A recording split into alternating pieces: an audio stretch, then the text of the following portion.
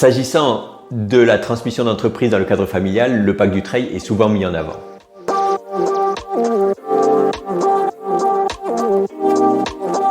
Le pacte Dutreil est un engagement, un contrat, un dispositif régi par le Code général des impôts. L'objectif du pacte Dutreil est de préparer une transmission d'entreprise d'un point de vue fiscal. En cas de transmission par succession ou par donation, l'assiette des droits est réduite d'un abattement de 75%. C'est donc un régime très avantageux. Ce régime peut se cumuler avec le régime des droits applicables en cas de transmission de titres en pleine propriété ou éventuellement de titres démembrés.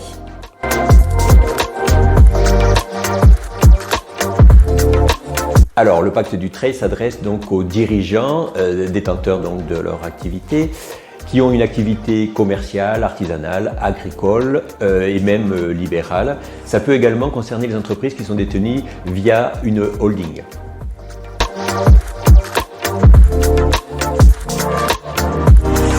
Le pacte Dutreil est un engagement de conservation. Conserver les titres de la société concernée.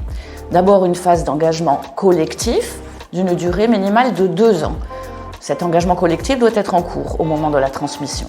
Ensuite, chaque bénéficiaire s'engage individuellement à conserver les titres pour une période de 4 ans. Il existe des aménagements spécifiques pour chacune de ces 2 périodes.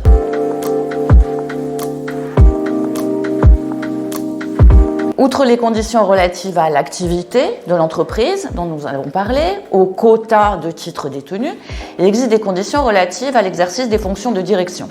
L'un des signataires de l'engagement collectif, ou le donateur, ou l'un des héritiers ou donataires doit exercer des fonctions de direction pendant tout l'engagement collectif et pendant les 3 ans suivants. Il peut s'agir de personnes différentes, bien sûr, sur toute la période.